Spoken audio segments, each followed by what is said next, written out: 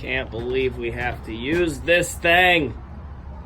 Hey, what is up, lawn care community? Welcome back to the channel. Thank you for stopping by.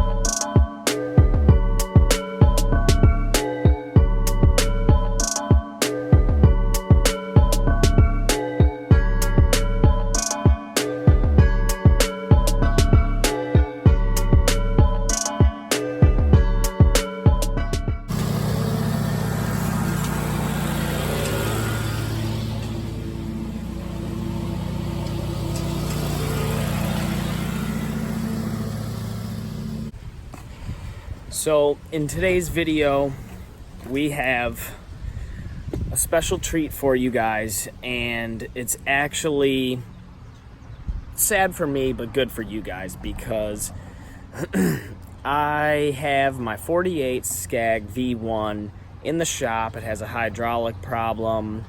Really, it's like the wheel hub or something is spinning and the hydraulic is not engaging. So we're getting that figured out. Anyways, guys, contacted a buddy of mine. He's letting me rent this off him for the day. So we have the Scag zero-turn walk behind. Now it's got the 14.5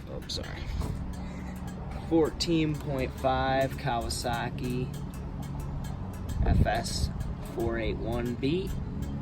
This thing does move pretty well. But as you could probably see from the video, it's super hard to turn. Not gonna lie, I just would not recommend this mower really at all. It's super hard to use. If you have no experience using a walk behind or a belt driven mower, then you could really hurt yourself really fast. So basically, if you saw my other video on how to use a belt-driven mower, this is essentially the same.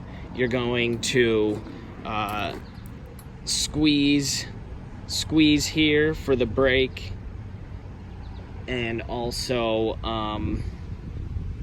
this is the safety kill switch, and this is the recoil start.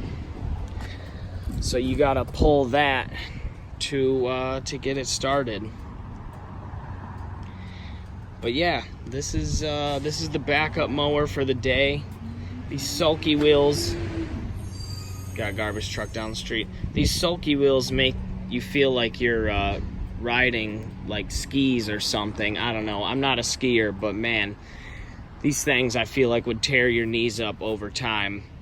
So yeah, in all honesty, in comparison to a stand-on, yeah, you're saving your wallet, but if anyone with experience wants to comment down below on the wear and tear that this drive system puts on your hands, I would be interested to see, because I'm just not a fan at all. But I mean, it cuts pretty well. It leaves some pretty good stripes, I'm not gonna lie. I mean, the groundwork was already laid here, but you know, as you can see that stripe right there, the second stripe is tailing off to the right. And that's because this thing's so freaking hard to turn and maneuver. So just finished up the day with the 36 zero turn walk behind, and the guy that was working with me, he could just tell I was like kind of frustrated using it. And when we were talking about it, what I kind of came to the realization about was the fact that the mower, it technically cuts slow and turns fast. So if I say that again, it cuts slow and turns fast. Excuse me. Reason I say that, and the reason why that's the feel I get from the machine, is because on a big open, either on a big open field or a larger house, you can cut,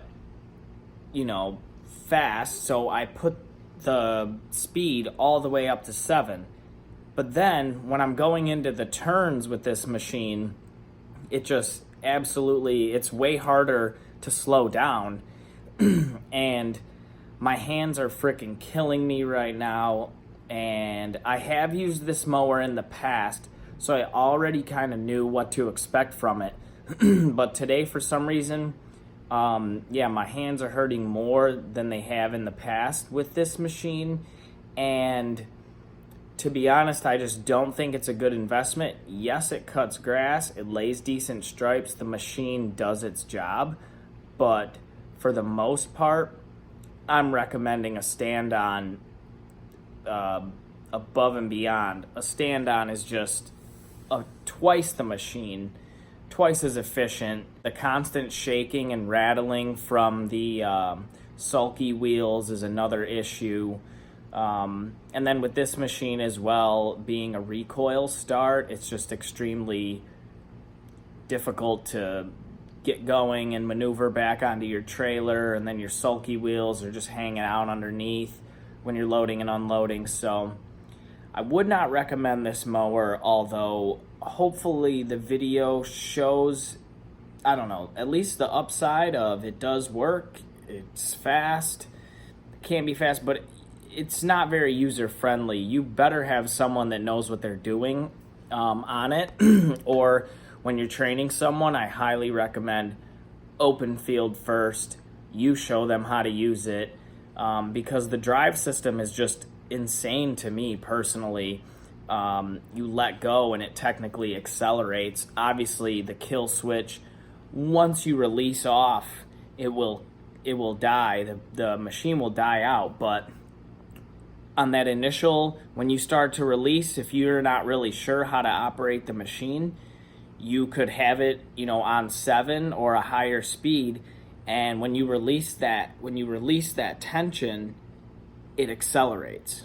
So not really sure why that even exists in general, but maybe someone can shed some light on that topic. So let me know what you guys think. Thanks for watching, and hopefully this video was helpful in your next mower purchase.